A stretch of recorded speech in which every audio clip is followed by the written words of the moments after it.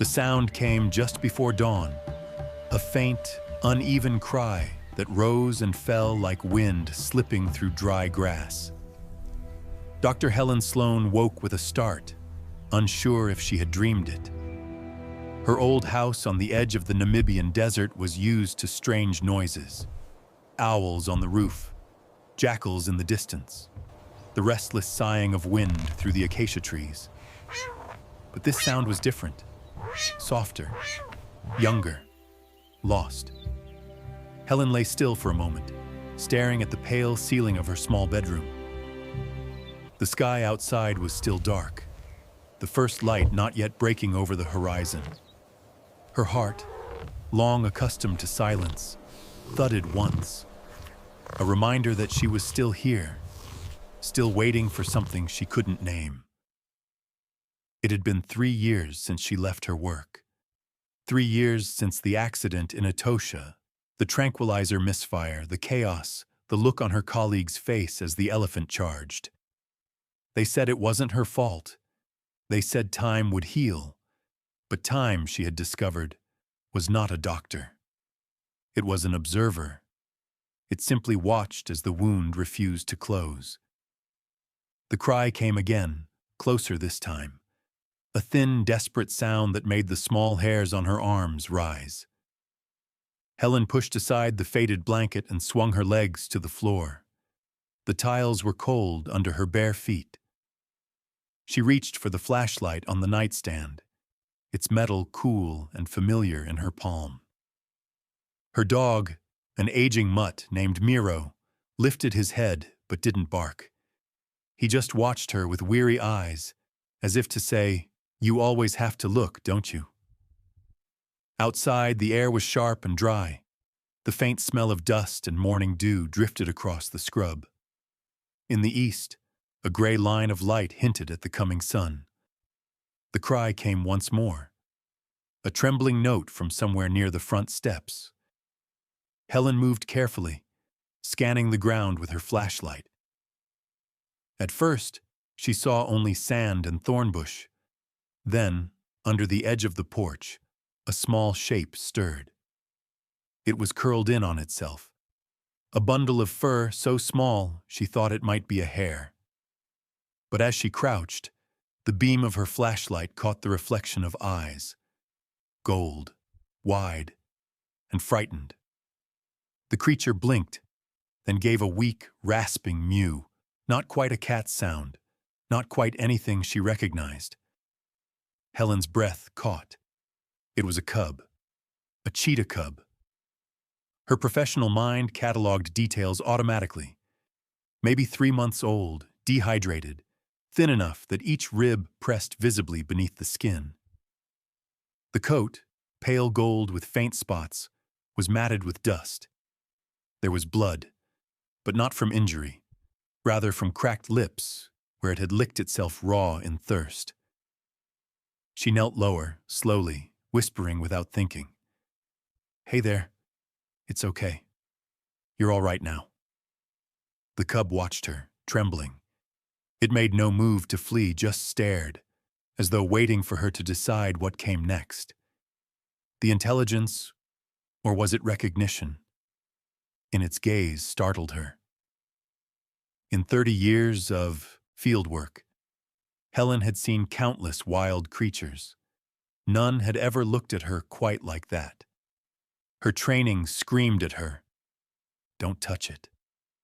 Her heart whispered, "It won't survive the night." For a long moment she stayed there, caught between rules and compassion, the desert holding its breath around her. Then she sighed, that deep, weary sigh of someone who knows they are about to do the wrong thing for all the right reasons. "Okay," she murmured. "Let's get you out of the cold." Helen stood and moved back inside. Her body, stiff from years of disuse, protested every step. She found an old towel, a shallow bowl, and the last bottle of distilled water she used for cleaning instruments. When she returned, the cub hadn't moved. She crouched again, laying the towel near it, pouring water slowly into the bowl. The sound seemed to stir something in the small creature. It lifted its head, sniffed, then crawled forward on unsteady paws. When it reached the bowl, it began to drink, fast, desperate, as though afraid the water might vanish. Helen watched in silence. Even now, even half-starved, it was beautiful. The perfect geometry of its markings, the delicate black tear lines running from its eyes down to its mouth, a face built for speed and sorrow. She felt something shift inside her, something she hadn't felt since the day of the accident. Purpose. When the cub finished drinking, it looked up again. A drop of water clung to its chin. Then, slowly, as if by instinct, it crawled onto the towel and stopped shaking. Helen swallowed hard. She knew what this meant. Tomorrow she would have to call the rangers. There were strict protocols for orphaned cheetahs. They belonged in rehabilitation centers, not in the homes of guilt-ridden veterinarians pretending to be retired. But tonight she would let it sleep. Inside, she found a cardboard box, lined it with an old blanket, and placed the towel and the cub inside. It made a small chirping sound, almost like a bird. Then it curled into a ball, its sides rising and falling with shallow breaths. Helen sat beside the box on the kitchen floor. The clock ticked softly. Somewhere outside, a nightjar called. She reached out, stopping herself just before her hand touched the cub's fur. "It's only one night," she whispered, as much to herself as to it. "Just until morning." But deep down, she already knew. Nothing about this was going to be just one night. When the first rays of sunlight spilled through the kitchen window, turning the walls gold, Helen realized she hadn't moved for hours. The cub slept soundly, tiny chest lifting with each breath, oblivious to the quiet storm it had brought into her life. For the first time in years, Helen Sloan felt something that was both terrifying and wonderful: hope. The sun rose slow and deliberate over the desert, washing Helen's small kitchen in soft amber light. Dust motes drifted in the still air, turning like tiny golden insects. The cub, the cheetah cub, was still asleep in the box beside her chair, its breathing steady now, the occasional twitch of its paws hinting at dreams. Helen's back ached from sitting on the floor all night, but she didn't move. Her coffee had gone cold hours ago. Miro lay stretched beside her, his tail occasionally thumping against the tiles. He too kept glancing at the small box as though uncertain what rules applied anymore. When the cub finally stirred, Helen leaned closer. It blinked, lifted its head, and looked straight at her. That gaze, unguarded, unknowing, yet filled with some fragile trust, stopped her heart for a beat. Then the cub yawned, tiny jaws revealing milk teeth, and let out a soft, plaintive chirp. It was the sound a cheetah cub makes when calling for its mother. Helen felt something twist inside her chest. She knew what she had to do. She had known since the moment she found it. The park's rehabilitation center in Ocauquejo was 2 hours away. They had the staff, the permits, the experience. The cub would be safe there, cared for properly, taught to hunt, eventually released. That was the correct course of action. The only course of action. And yet she didn't move. Instead, she found herself heating milk in a small pan, mixing it with glucose powder, testing the temperature against her wrist like she had done hundreds of times for orphaned animals in her career. Her hands remembered the motions her mind was trying to forbid. When she offered the shallow dish, the cub sniffed, then began to lap eagerly. The rhythmic sound filled the kitchen, soft and steady. Helen watched in silence, torn between logic and instinct. Each swallow felt like a step deeper into something she couldn't undo. When it finished, she wiped its mouth gently with a damp cloth. "You shouldn't be here," she murmured. "You're supposed to be wild. You're supposed to belong to the world, not this." The cub didn't respond, of course.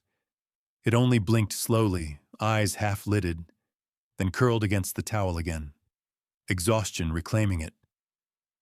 Helen sat back in her chair, exhaling shakily. "One day," she told the empty air, "you're going to make me break every rule I ever taught." She tried to busy herself with chores, but her mind refused to stay quiet. Memories pressed in, years spent patching up antelope after wire snare injuries, hand-raising orphaned warthogs, sedating lions for relocation. She used to be good at this. She used to believe in what she did, until that day. She saw it now as clearly as if it were happening again. The bull elephant stumbling from the dart, the roar of panic, the split second before everything went wrong, the radio static, the silence after, and the unbearable truth that she had lived, and someone else hadn't. She had left the field then, told herself she was done, that she would live quietly, take photographs, volunteer from afar. But the quiet had turned into a kind of prison. Every sunrise another reminder of what she had lost. Her purpose, her certainty, her courage. Now, looking at the sleeping cub, she felt that old ache shift. It was dangerous, she knew. That spark of meaning, that urge to fix something. Once it lit, it could consume everything again. By mid-morning, Helen had made her decision, or rather, she had surrendered to it. She would keep the cub for one day, 24 hours, long enough to stabilize it, feed it properly, and then call the rangers. Just until tomorrow, she told herself aloud, needing to hear it.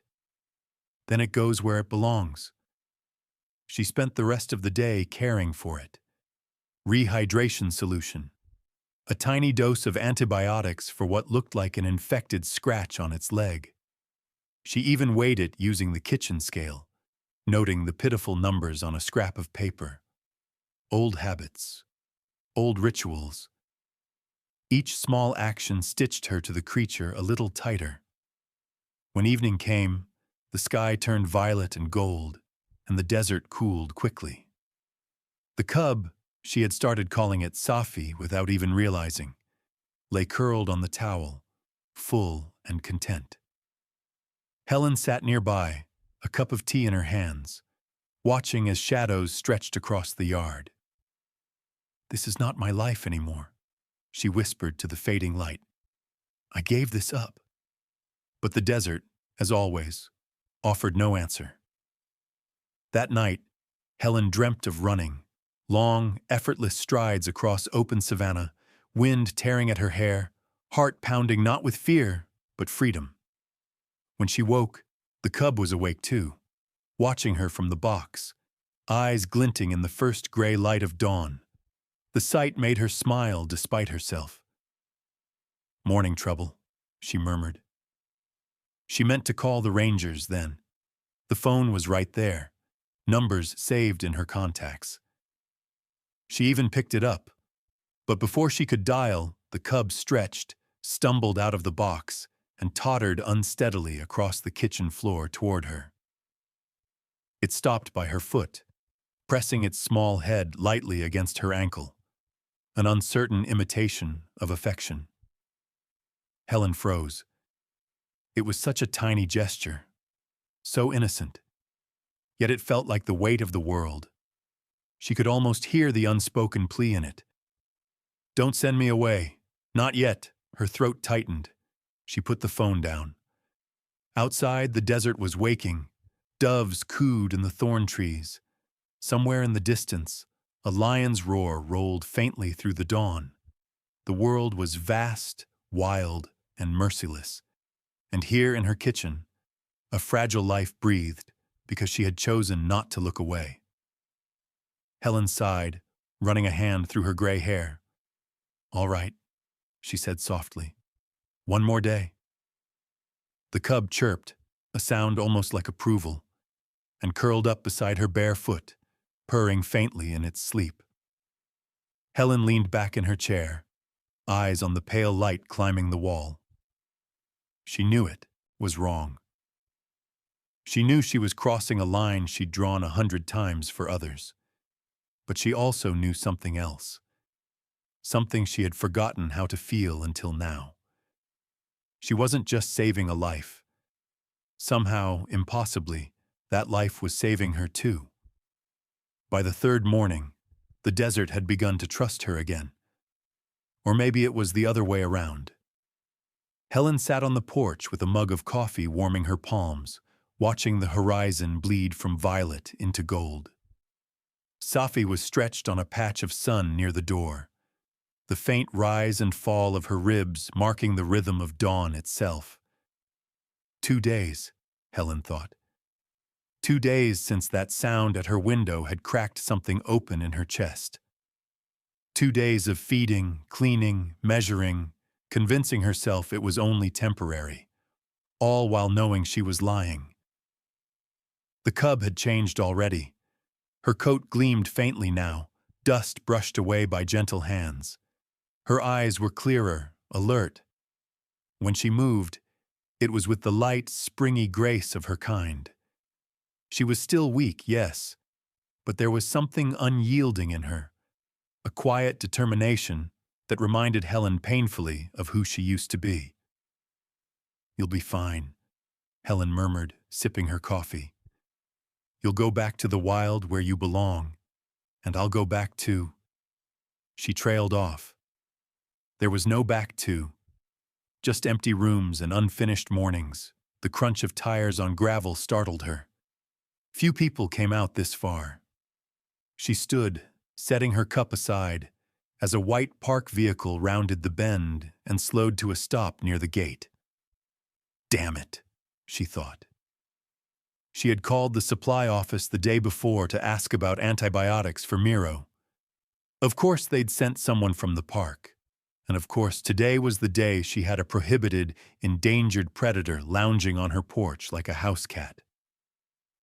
The door opened and a man stepped out, tall, lean, wearing the khaki uniform of the Namibian Wildlife Authority. His skin was sun-darkened, his hair cropped close, his stride easy and unhurried. When he removed his sunglasses, his eyes were sharp, assessing. "Morning, Dr. Sloan," he said. "Rafi Torres, Ranger Service. You called in for veterinary supplies?" Helen nodded slowly, forcing calm. "That's right. I didn't expect you so soon." He smiled faintly. "Lucky day, then. I was passing through. Thought I'd deliver them myself." His gaze drifted past her, to the porch, to the small, spotted shape dozing in the sunlight. The smile vanished. "Is that—" He stopped mid-sentence, stepping closer. "Doctor, tell me that's not what I think it is." Helen's stomach sank. "It's complicated." "Complicated?" Rafi crouched, careful not to startle the cub. "That's a cheetah cub. About 3 months old. Female, no collar, no tag. Where did you get her?" "She came to me," Helen said quietly. Rafi looked up, incredulous. "Came to you?" "Yes. 2 nights ago. She was dehydrated, nearly dead. I didn't go looking for her." He exhaled, standing again. "You know the regulations better than anyone. Orphaned predators must be reported immediately." "I know," she admitted. "I was going to call—" "When?" His tone was not harsh, but firm.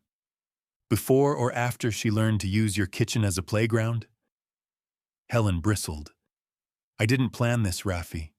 I reacted, like any human being with a pulse would have." Rafi studied her for a moment, something softening behind his eyes.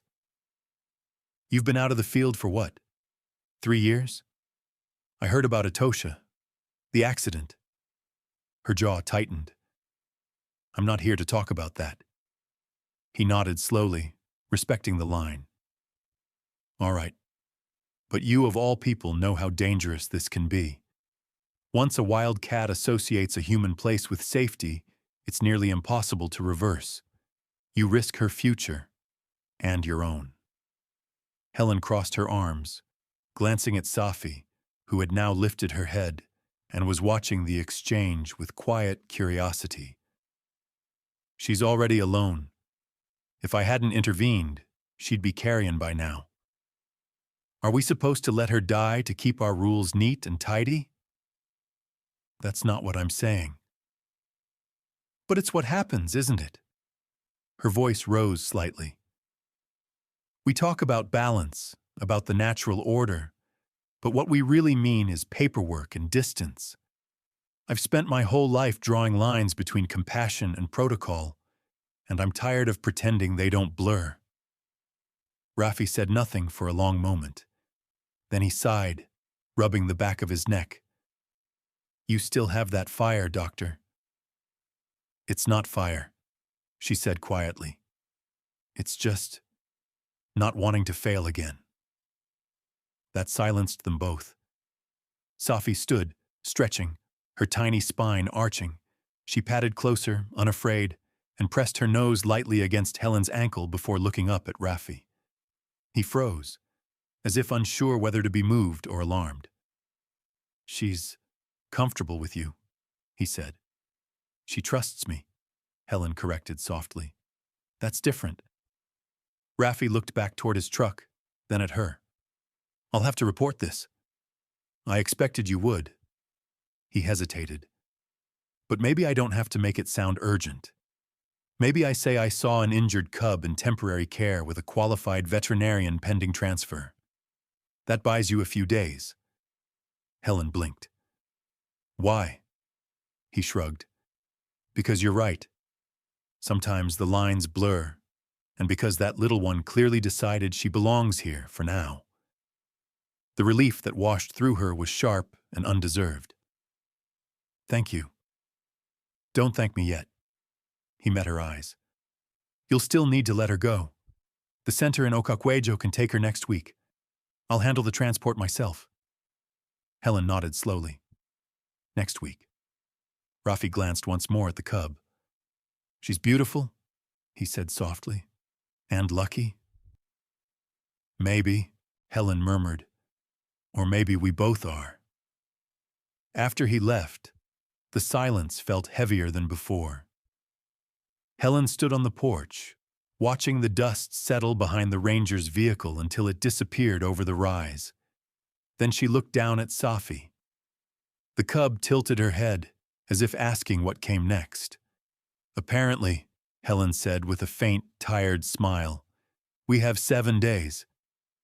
Safi chirped in response, a tiny musical note that hung in the morning air.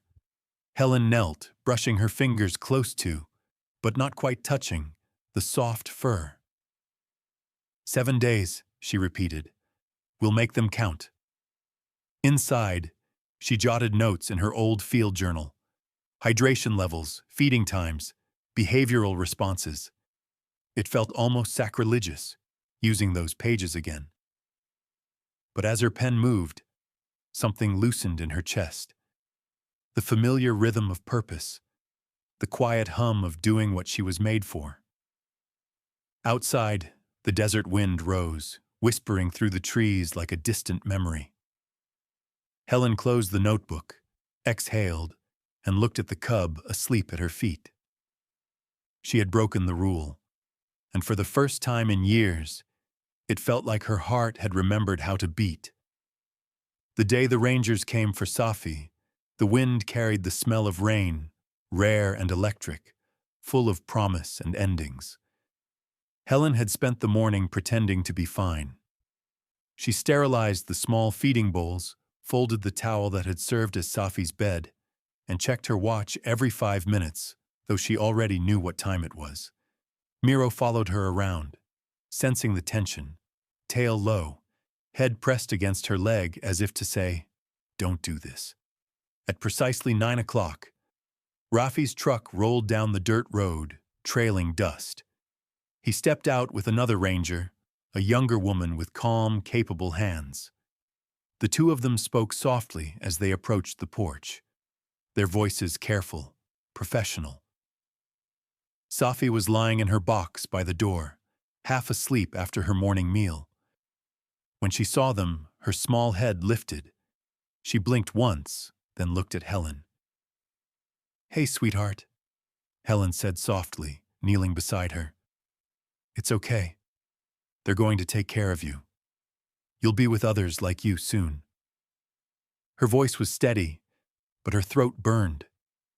Safi tilted her head, a faint chirp escaping her mouth. The sound, that small, trusting call, nearly undid her. Rafi cleared his throat gently. "We'll take her to Ocaucuejo. They have a juvenile enclosure, specialists, the whole setup. She'll be safe there." "I know," Helen said, forcing a smile. That's good." He crouched beside the box, moving slowly. "Hey there, little one," he murmured. "We'll make sure you're all right." Safi tensed at his approach. Her ears flattened slightly.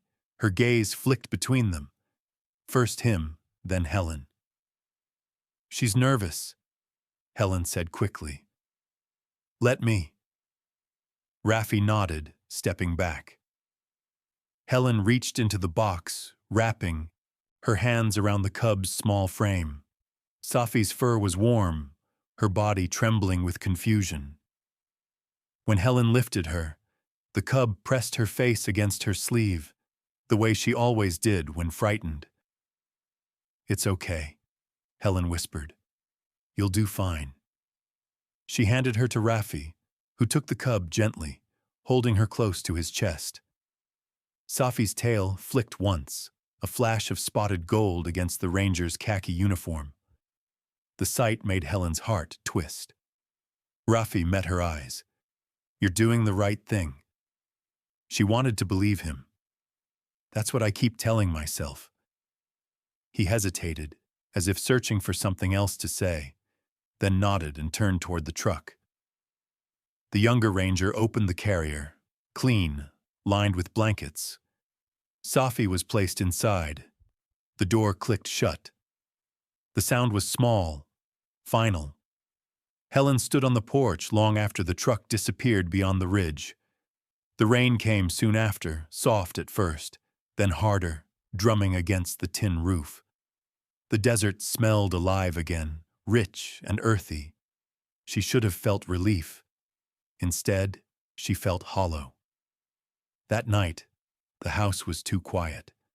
No small sounds from the kitchen, no rustle of movement on the floor. Just wind and rain and the echo of a chirp that no longer existed. She tried to read. She tried to sleep. None of it worked. Every time she closed her eyes, she saw those amber eyes looking up at her through the wire of the carrier. Not frightened, not angry, just waiting for her to explain. By morning, she had convinced herself it was for the best. Safi would adapt. She'd learn to hunt. She'd live the life she was meant to. Helen told herself that a dozen times as she made coffee, as she washed the empty bowls, as she stood at the window staring out at the still, damp landscape. Then she heard it.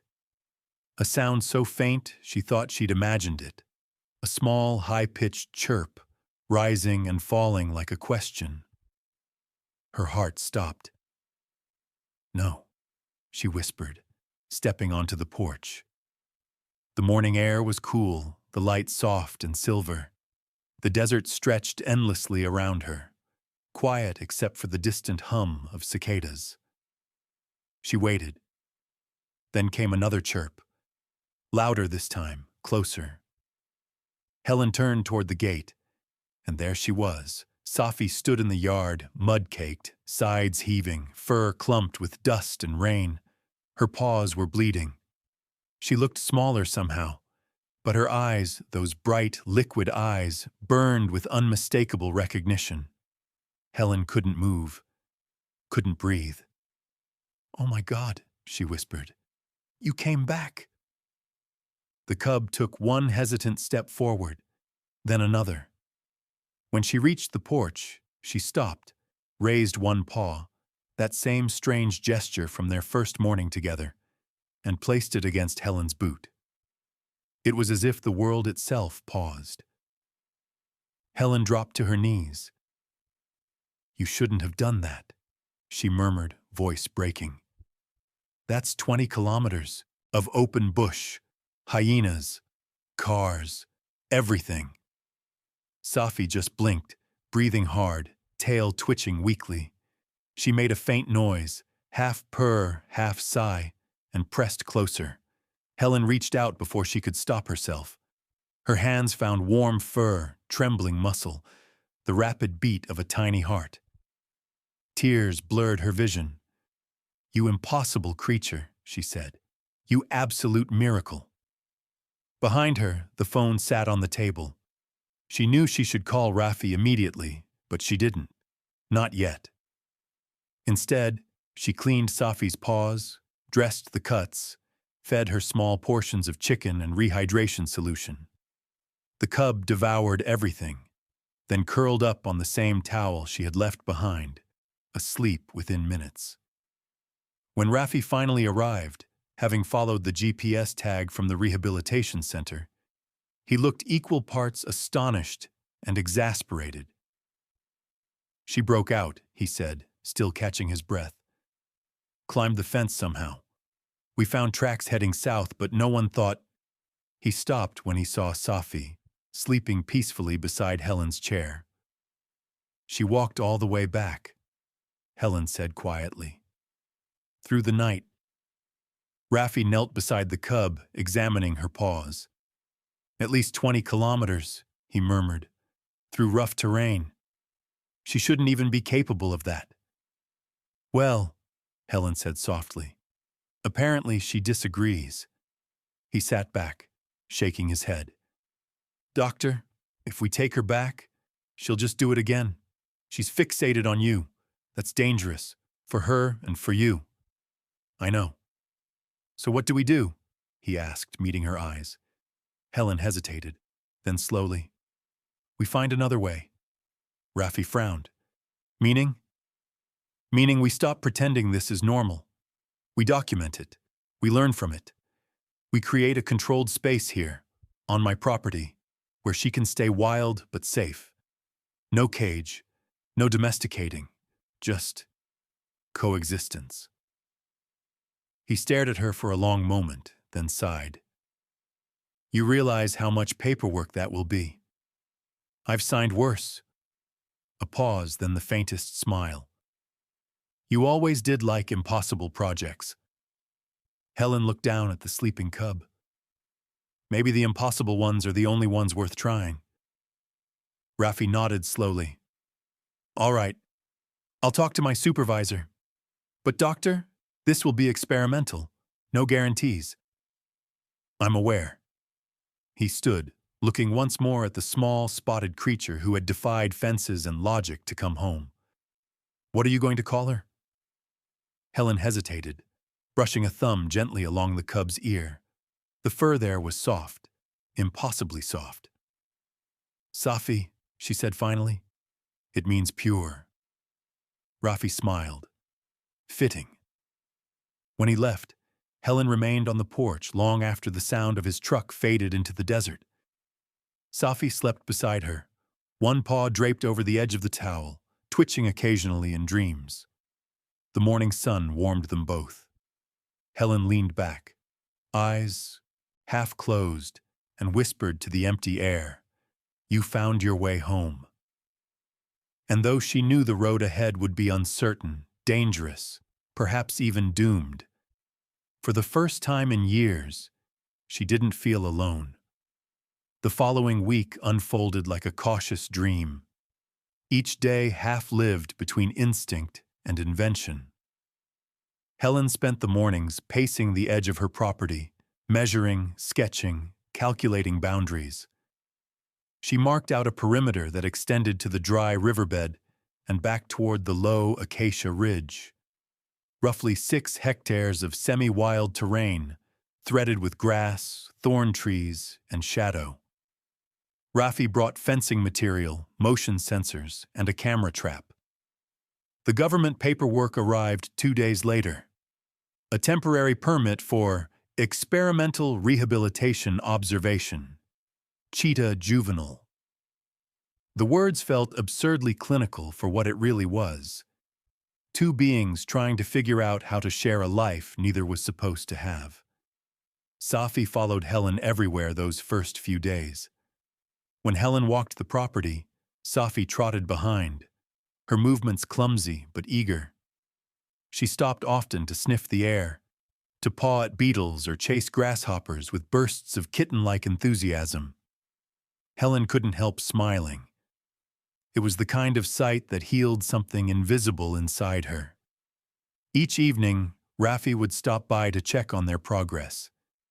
He kept his tone professional, but Helen could see the fascination growing behind his calm demeanor.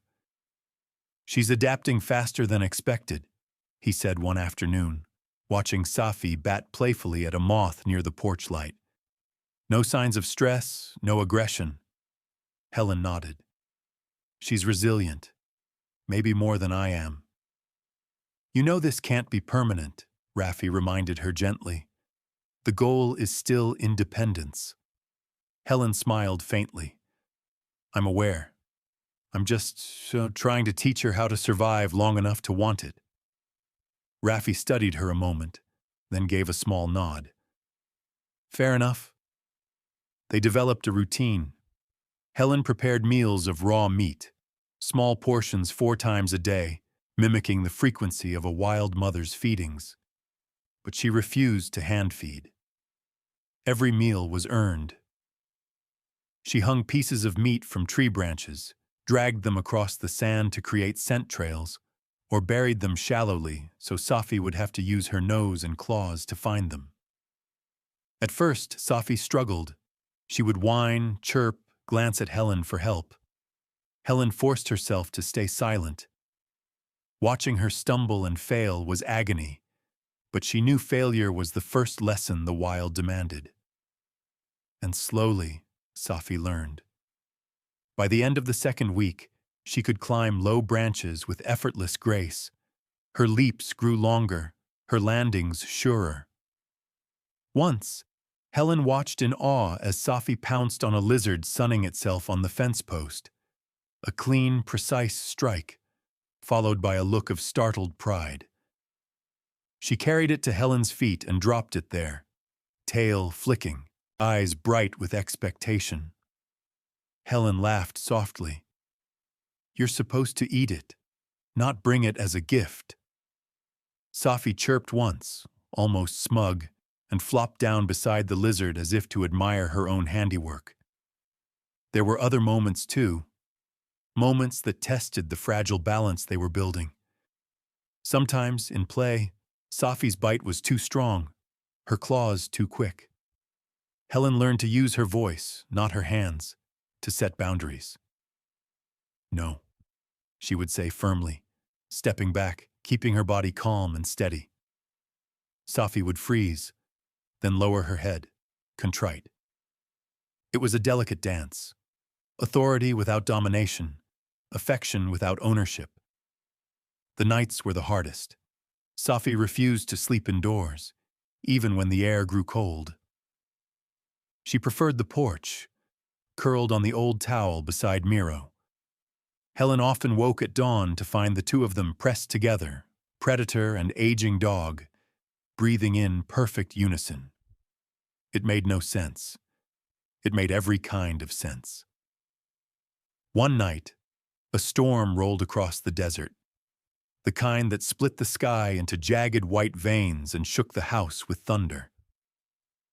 Helen lay awake, listening. When the rain began, she got up, pulled a blanket around her shoulders, and stepped outside. Safi was sitting on the edge of the porch, staring into the downpour, unflinching. Her fur was slick, her tail twitching in slow rhythm with the thunder. Helen stood beside her in silence. The smell of wet earth filled the air. "You know," Helen said softly, You could come inside. Safi turned her head, blinking water from her lashes, and made a low, rumbling sound. Not fear, not defiance.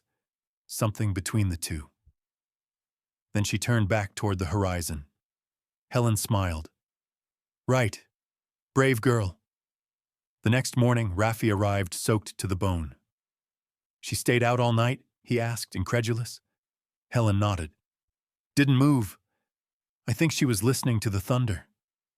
Raffi chuckled. She's wild, all right. Maybe she always was, Helen said quietly. Maybe I'm the one still learning. In the weeks that followed, Safi's world expanded. She began ranging farther during the day, exploring beyond the ridge but always returning by dusk. Helen documented everything: feeding patterns, weight gain, behavioral notes.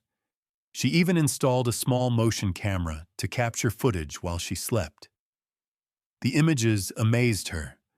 Safi stalking insects, leaping over fallen branches, napping under the stars. But the footage also revealed something else: a pattern. Every few hours, no matter how far she roamed, Safi returned to the porch. Sometimes she stayed for only minutes, sometimes for hours, always circling the same spot near the doorway before leaving again. As if the house itself had become her compass. When Helen mentioned it to Raffi, he looked thoughtful. She's mapping you into her territory, he said. That's not domestication. That's trust. Helen frowned. Is that good or bad? He smiled faintly. Ask me again in a year. Their small experiment began to attract quiet attention. A senior ranger visited once to observe, skeptical at first, but visibly moved when Safi appeared from the brush and settled calmly a few meters away, watching without fear. You've done something remarkable here, she told Helen afterward. Just don't forget, the line between miracle and mistake can be thin. Helen never did. Each day, Safi grew stronger, faster, bolder. One afternoon, she chased a guinea fowl across the yard and nearly caught it. When she returned, panting and triumphant, Helen felt an odd mixture of pride and sorrow. You won't need me much longer, she whispered. That night, as the sun melted into crimson clouds, Safi lay beside her chair on the porch.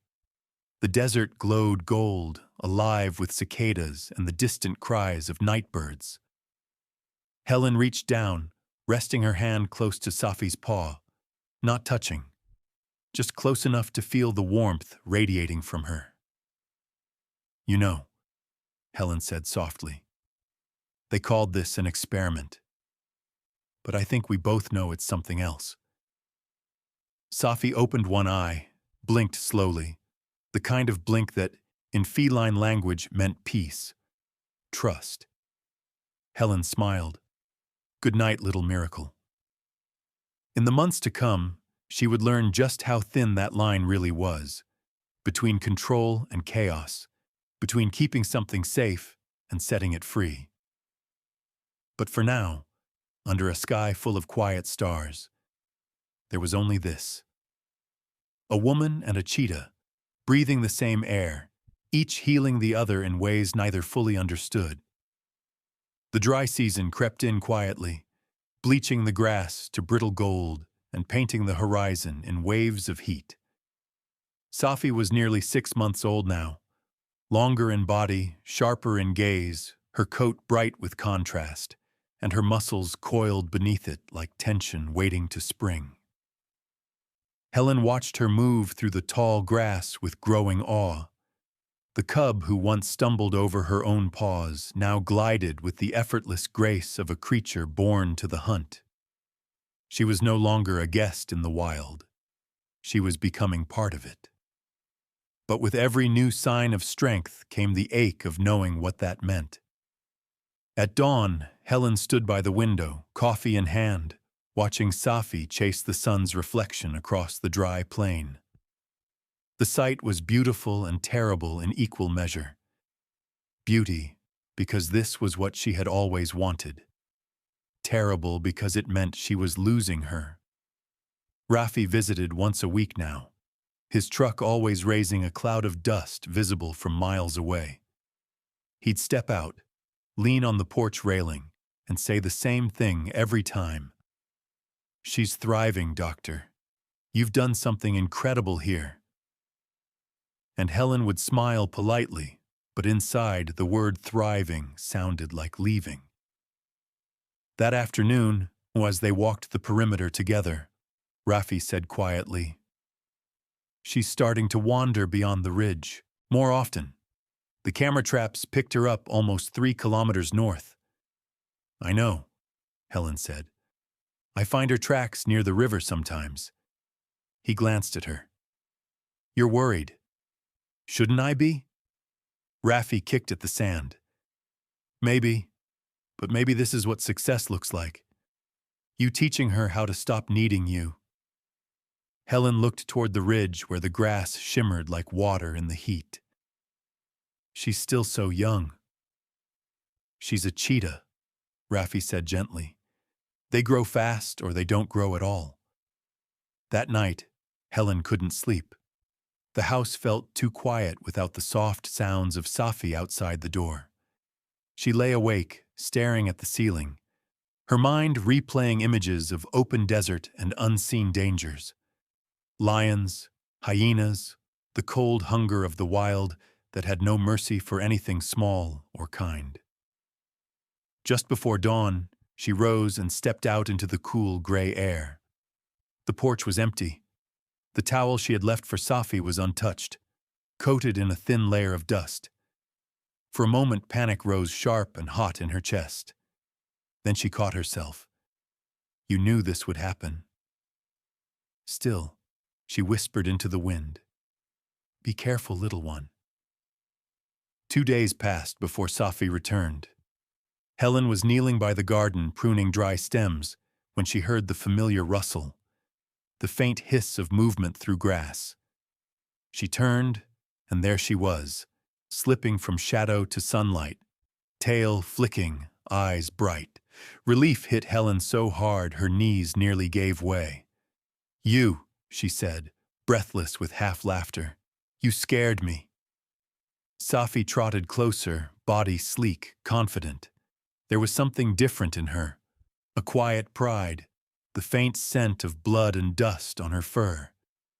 She had hunted, alone. She stopped a few feet away, sitting tall, watching Helen with the same steady gaze she'd had since the beginning. For a long moment, they simply looked at each other, woman and cheetah, each measuring how much had changed. Helen smiled softly. "I suppose you don't need me to feed you anymore." Safi blinked, then turned her head toward the open plain, as if already thinking about what came next. That evening, she stayed only briefly. She drank water from the bowl near the porch, rested under the shade of the acacia tree, then disappeared again into the dusk. It became a pattern. 3 days gone, 1 day back. Each time she seemed more wild, more sure, less tethered. Helen wrote about it in her field journal. Safi returns less frequently, minimal vocalization, no distress, possible partial integration with wild territory. The entry was meant to sound objective. It didn't. The ink smeared halfway down the page where her hand had trembled. One evening, as the sun melted over the desert, Raffi arrived unannounced. He found Helen sitting on the porch, camera on her lap, staring into the horizon. "She's been gone again?" he asked. Helen nodded. 5 days this time. He sat beside her, silent for a while. "You've done right by her. You know that, don't you?" "I tell myself that," Helen said quietly. "But it feels a lot like being left behind." Raffi's voice softened. "You can't spend your life healing wild things without letting them go." She gave a small, rueful laugh. "You sound like you've done this before." I have, he said, and it never gets easier. They sat in silence as the sky turned violet, the stars beginning to prick through. Somewhere in the distance, a jackal called. The sound echoed through the open space, lonely and endless. Sometimes, Helen said, I wonder if she'll remember me. She will, Raffi said simply. Animals don't forget safety. They don't forget kindness. They just learn how to live without it. When he left, Helen stayed on the porch until the moon rose high. She thought about the years she had wasted hiding from her past. The accident, the guilt. She thought about the cub who had walked 20 kilometers through darkness just to come home. Maybe this was what healing looked like. Not comfort, but courage. The next morning, she woke to find Safi back again. But something was different. Her movements were quicker, her tail held high, her energy electric. She paced the yard, restless, then darted toward the edge of the ridge before circling back. Helen realized what she was seeing, the first stirrings of independence. Safi wasn't visiting to seek comfort anymore. She was checking in, making sure the world she'd come from was still there before venturing further into her own. Helen followed her to the edge of the property. The desert stretched out before them, endless and golden. Safi stopped, turning her head slightly as if waiting for permission. Helen swallowed hard. Go on, she said softly. Go see what's out there. For a moment, Safi stayed still, wind rippling through her fur. Then she bounded forward, a streak of light and motion, pure velocity made flesh. In seconds, she was gone, swallowed by the horizon. Helen stood there for a long time, heart pounding with equal parts fear and pride. The desert was silent except for the whisper of the wind through dry grass, a whisper that sounded to her tired heart, almost like a promise. She whispered back, voice trembling, I'll be here when you come home. That evening, she found fresh prints by the water bowl, large, clean, confident. Safi had returned sometime after dark, drank, and gone again. No call, no sound, just a quiet acknowledgement that the bond between them didn't need to be seen to exist. Helen smiled. For the first time, she didn't cry. Instead, she closed her journal, blew out the lantern, and stepped inside. The wild had taken back what was its own, and in doing so, it had given her something she never expected to find again. Peace. It began without warning, the silence. For weeks, Safi had come and gone with her own rhythm, a wild tide Helen was learning to accept. She no longer waited up at night, no longer checked the porch every hour. She told herself she trusted the process, that the absence meant success. But that morning, when she stepped outside and saw the untouched bowl of water, a chill threaded through her chest. 2 days passed, then 3, then a week. No tracks by the garden, no movement near the acacia grove, no flash of spotted gold between the dunes. Helen told herself not to panic. Cheetahs wander far. This is good. This is growth. But when the second week came and the nights grew long and starless, her certainty began to unravel. The desert was cruelly beautiful in its indifference. Each sunset painted the horizon in molten orange, and each dawn erased it as if nothing had happened. Helen moved through her days like a ghost, cleaning, writing, feeding the birds that gathered at the water trough, waiting for a sound that didn't come. Raffi stopped by on the 10th day. She's been gone a while, he said quietly, standing on the porch beside her. Helen nodded. I know. We haven't seen her on the camera traps either.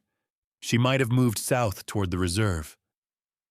Or she might not have, Helen said, her voice barely a whisper. Raffi sighed. You knew this would happen. I thought I was ready. No one ever is. He hesitated, then added, You did your job. She's wild now. That's what we hoped for. Helen smiled faintly, though it didn't reach her eyes. Then why does it feel like failure? He looked at her for a long moment. Because loving something wild means never being sure if it survived. After he left, Helen sat on the porch until the light faded, the desert stretching before her in quiet sympathy. The emptiness was physical now, a weight pressing on her chest, an echo in her veins. Every creak of the house sounded like a footstep that wasn't there, every gust of wind like the soft chirp she had memorized by heart. At night, she dreamed of movement, flashes of fur, golden eyes in the dark, the shape of something familiar just out of reach. She woke with her hand stretched toward nothing. On the 12th night, a storm came, wind howling through the eaves, rain slashing against the tin roof. Helen lay awake, listening, remembering another night months ago when a terrified cub had appeared on her doorstep. The symmetry was cruel and perfect. She turned her face toward the window and whispered, You were never mine to keep. The next morning, the world smelled of renewal. Wet earth, damp leaves, the faint sweetness of acacia flowers. Helen stepped outside barefoot, the ground cool beneath her feet. The air was heavy with the silence after rain, the kind that held its breath as if waiting. She walked to the edge of the property, to the ridge that overlooked the open plain. The view was endless. Golden light, spilling over the horizon, the land stretching unbroken to the far mountains. She could almost imagine Safi out there somewhere, moving like a ghost through the grass, lean and fast and free. Her throat tightened. You did it, she murmured to the wind. You found your way. A small sound broke the stillness, the dry click of claws on wood. Helen turned sharply, heart pounding. It was only Miro padding onto the porch, shaking droplets from his fur. He looked at her expectantly, then lay down at her feet. She smiled through the ache. No luck, old boy. Just us again. For the next few days, life resumed its slow rhythm. Helen worked in her small garden, filed her field notes, answered emails from conservation groups curious about her experiment. The attention felt hollow. Everyone wanted data. No one wanted the quiet truth behind it. That connection always costs something. She had just finished her notes one afternoon when Raffi called. We spotted a female cheetah about 10 kilometers south, he said. No collar, young adult, healthy. Could be her. Helen froze. Was she alone? Seemed to be. I'll send you the photo.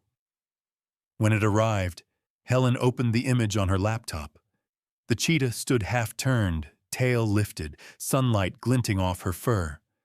It wasn't close enough to be certain, but the tear marks down the face, those delicate black lines, looked familiar. Safi. Helen exhaled, her eyes stinging. She made it. Raffi's voice softened. Looks like she's found her place. Good, Helen whispered. That's all I ever wanted. But later that night, sitting alone on the porch, she realized it wasn't all she had wanted. She had wanted her safe, yes, but she had also wanted her near. The honesty of that thought hurt more than she expected. Weeks passed. Safi didn't return, not even briefly. Helen learned to stop expecting her. The ache dulled, settling into something gentler. The quiet pride of having been part of something rare and real. Sometimes she'd find herself staring at the old towel folded in the corner of the porch, the edges worn soft from use. She never washed it. The faint scent of fur still clung to it, the ghost of a life that had brushed hers and moved on. Rafi visited less often. There was less to report. One evening, as they shared coffee on the porch, he said, "You know, Doctor, this project could change the way we think about rehabilitation." Helen smiled. Maybe, but it wasn't a project. It was just two lives crossing paths at the right time. He studied her. "You miss her." "I miss who I was when she was here." Rafi nodded. "That's fair." After he left, Helen sat alone, watching the stars emerge. The desert was vast and alive, whispering softly through the grass. Somewhere out there, she imagined Safi lying under the same sky, hunting, resting, breathing, living. And that was enough. The first night she didn't dream about Safi was the night she finally slept through till dawn. When she woke, the air was cool and still. The horizon blushed pink, the way it always did before the heat came. She made her coffee, stepped outside, and stood barefoot on the porch. For a moment she thought she heard it, the faint, almost imaginary chirp of a cub. But when she turned, there was nothing, just the wind. Helen smiled. "I know," she said softly. "You're where you should be." And for the first time, those words didn't break her heart. They set it free. The seasons turned without ceremony. The rains came and went, filling the dry riverbeds, painting the desert green for a handful of weeks before retreating again. Helen marked the time not by months, but by tracks. The small paw prints of passing jackals, the heavy prints of kudu near the trough, the slow fading of the last traces of Safi's presence. She was 60 now. Her hair had silvered completely, her hands slower, but her eyes had found their steadiness again. She still woke early, still brewed coffee strong enough to bite. Her mornings had shape now, checking the birds, tending the garden, feeding a pair of rescued owls that had found her by chance, as if drawn by some invisible inheritance Safi had left behind. The little house on the edge of the wild had become something else, a refuge. Locals began calling her the woman who helps the broken ones. People arrived with injured animals, a spring hare limping from a fence snare, a hornbill with a broken wing, once even a tiny meerkat kit no bigger than her hand. She didn't refuse any of them. She treated, fed, released. Quietly.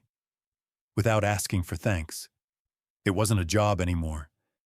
It was simply what her hands knew how to do. Sometimes, when the evenings turned gold and the wind hummed softly through the acacias, Helen would sit on her porch and talk aloud, as if Safi were still listening. "You started all this, you know," she would say, smiling into the horizon. "You made me remember how to be who I was." Then one morning, just before dawn, she woke to the sound she hadn't heard in more than a year. A chirp, faint, high, and unmistakably feline. Her breath caught. For a moment she thought she was dreaming again, but then it came again, sharper, closer, followed by a low rustle near the porch. Helen rose slowly, every movement deliberate, afraid to break the spell. When she opened the door, the early light had just begun to touch the land, that soft, trembling hour when the desert holds its breath. And there, at the edge of the porch, stood a cheetah. Not the cub she remembered. This one was magnificent, long-limbed, muscled, a living streak of gold and shadow. Her coat shimmered in the half-light, eyes deep amber and steady. She was grown, wild, whole. "Safi." The word slipped out like prayer. The cheetah's head tilted slightly at the sound, and for a heartbeat, the world collapsed into silence. Only two beings, two heartbeats, and the soft hum of recognition bridging them. Helen took a cautious step forward. You came back. Safi blinked slowly, the same way she used to as a cub. Then she turned her head, and Helen saw something hanging gently from her jaws. A small bundle of fur and trembling breath. A baby hare. Alive. Helen froze. Oh my God. Safi patted closer, set the animal carefully on the porch, and stepped back. The hare stayed still, sides heaving, one leg twisted at an odd angle. It didn't try to flee. It simply waited. Helen knelt, heart pounding, and examined it. The leg was broken. Clean, simple, treatable. She looked up at Safi, disbelief giving way to awe. You remembered. Safi's tail flicked once, the faintest echo of satisfaction. She sat back on her haunches, watching as Helen fetched her medical kit. The cheetah's gaze followed every movement, calm, patient, as if she understood what would happen next. Helen worked quickly, hands steady despite the tremor of emotion running through her. It's all right, little one, she murmured to the hare, though she was really speaking to them both. We fix what's broken. That's what we do. When the splint was done, she looked up again. Safi was still there, framed against the rising sun, her silhouette glowing in gold light. The same desert wind that once had carried her away now seemed to carry her back. Helen stood, wiping her hands. You brought it to me. You brought it. The cheetah blinked, then turned her gaze toward the horizon, where the world was awakening in color and sound. Birds called from the acacias. The sky burned orange at its edges. Safi looked back once more, and Helen saw it then. Not dependence, not need, but partnership. Understanding. A shared language without words. You've been busy, Helen whispered. Hunting, thriving, maybe even raising cubs of your own. As if answering, Safi shifted slightly, and from behind the brush came two smaller shapes. Half-grown cubs, their coats pale and spotted, their steps uncertain but curious. They peered at Helen with wide amber eyes, so like their mother's that her throat tightened. Helen couldn't speak. She simply stood there, tears slipping down her cheeks, her hands pressed to her chest. You brought them, she said softly. You wanted me to see. The cubs moved closer to their mother, pressing against her legs. Safi lowered her head, brushing her muzzle along one cub's back. The gesture was tender, instinctive. The same motion Helen remembered from the night Safi had first leaned into her sleeve for comfort. It was full circle. Once Helen had saved a life. Now that life had returned, carrying new lives of its own. She didn't try to touch them. She just stood there, letting the moment exist exactly as it was. Perfect, fragile, untouchable. After a while, Safi rose. The cubs followed. She paused at the edge of the clearing and looked back one last time. Their eyes met across the distance, human and wild, healer and healed, bound by something neither language nor science could explain. Then Safi turned and vanished into the tall grass, her cubs trailing behind her, their spotted coats dissolving into sunlight until the plain was empty once more. Helen stood there long after they were gone, the early wind lifting her hair, the world newly alive around her. She felt no grief this time, only gratitude so vast it made her chest ache. The circle was complete. Safi was free, and somehow, so was she.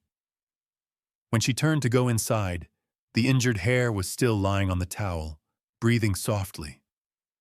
Helen smiled, kneeling to stroke the air above its head without touching. Don't worry, she whispered. You're in good hands. That night, she sat on the porch under a sky drenched in stars. The desert was alive with sound. Crickets, owls, the low murmur of wind through dry grass. Somewhere far away, faint but distinct, she heard the chirp of a cheetah calling into the dark. Not for help, not for loneliness, just calling because it could. Helen smiled. "Good night, Safi," and the wild answered, soft and endless. A year had passed since that morning, the morning Safi returned with her cubs. Helen no longer counted days, she counted the lives she'd helped, the small miracles that came limping through her gate and walked back out into freedom. The little yellow house on the edge of the wild had changed. The same tin roof, the same old porch, but now it was alive. A patchwork of wooden enclosures, a clean water trough, a hand-carved sign nailed to the fence that read, "Wild Haven, a refuge for the wild." Raffi had made the sign. He'd shown up one afternoon while Helen was setting a splint on a young impala. He'd looked around at the animals, the makeshift pens, the quiet order of it all, and smiled. "We can't keep calling this the lady with the cheetah's house," he said. From that day on, Wild Haven became something more than a home. It became a purpose. Locals started coming. A farmer with an injured owl, a boy carrying a half-starved puppy, a teacher bringing her students to learn. They listened as Helen told the story of Safi, not like a fairy tale, but like a lesson. To save a wild thing, she'd tell them, isn't to keep it close. It's to give it the strength to live without you. That line found its way onto a small sign by the door. To love the wild is to let it go. H.S. Raffi still visited often, sometimes bringing medicine, sometimes just coffee. They would sit on the porch as the light faded, saying little, listening to the hum of the desert. Between them, there was no need for words. They had both seen the same impossible thing and been changed by it. One quiet morning in October, as sunlight spilled gold across the plain, Helen heard a soft sound behind her. She turned and froze. Out by the old acacia tree, standing tall and lean against the rising sun, was a cheetah. For a heartbeat, she couldn't move. The years fell away like dust. Safi. Beside her stood two half-grown cubs, strong, curious, their coats pale gold and eyes bright with wonder. Helen didn't call out. She just stood there. Safi held her gaze for a long moment. No fear, no hesitation, just recognition. The kind that exists beyond language, beyond time. Then she turned, graceful as ever, and slipped back into the tall grass, her cubs padding after her, tails flicking like brushstrokes of light. Helen stayed on the porch until the horizon swallowed them. Her heart was still. She knew this was the last time she'd see Safi up close. The cheetah had come full circle, wild, strong, and free, and so had she. But a few days later, when Helen stepped outside at dawn, something waited on the porch. A broken acacia branch, and beside it, a single white feather, lying exactly where Safi had once placed the injured hare. Helen picked it up, smiling through the ache in her chest. "Thank you," she whispered, "for teaching me that a real miracle isn't holding on. It's knowing when to let go." By the end of that year, Raffi brought news. "The ministry wants to turn Wild Haven into an official semi-wild rehabilitation station," he said, dropping a folder onto her table. "They want you to lead it, not just rescue work, but research, education, a model for coexistence." Helen stared at him, half in disbelief, half in wonder. "Raffi, I thought I was done. After Safi, I didn't think I had anything left." He smiled. "Safi wasn't the ending, Helen. She was the first line of the next chapter." She opened the folder. On the first page was a photo of her house, now surrounded by trees and enclosures. Below it, printed in bold, Wild Haven Conservation Center, inspired by the Safi Project. Her eyes blurred, but she was smiling. "All right," she said quietly. "Let's do it. But no cages, no taming, just learning how to live side by side." The day the center opened, the sky was impossibly blue. More than 20 people, students, rangers, reporters, gathered around the little yellow house. Helen stood on the porch in her old field shirt, the desert wind tugging at her hair. "Years ago," she began, "a small creature knocked on my door. She didn't need to be tamed. She needed to be understood. And while I taught her how to survive, she taught me how to live." She paused, looking out toward the horizon, where the light shimmered on the plain. "We're not here to save the wild," she continued. "Nature doesn't need our saving. We're here to remember that healing the wild starts with healing ourselves." The applause was soft, like the wind through grass. Rafi stood, off to the side, smiling, pride written all over his face. When the crowd dispersed, Helen stayed. The land stretched before her, vast and golden. The air smelled of dust and rain, and somewhere far away, faint but real, she heard it. The chirp of a cheetah echoing through the open plain.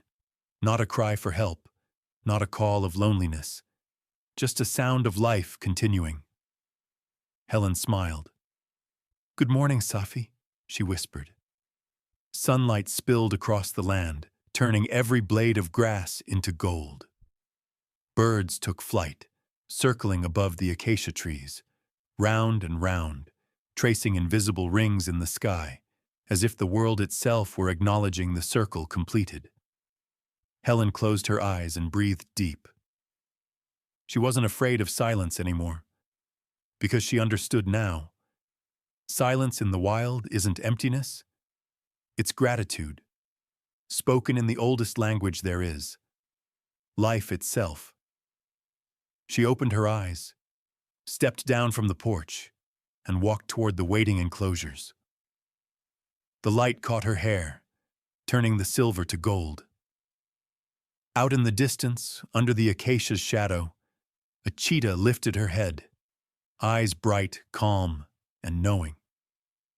For a heartbeat, she looked toward the little yellow house. Then she turned and disappeared into the tall grass, leaving only sunlight, wind, and the quiet hum of life that never truly ends.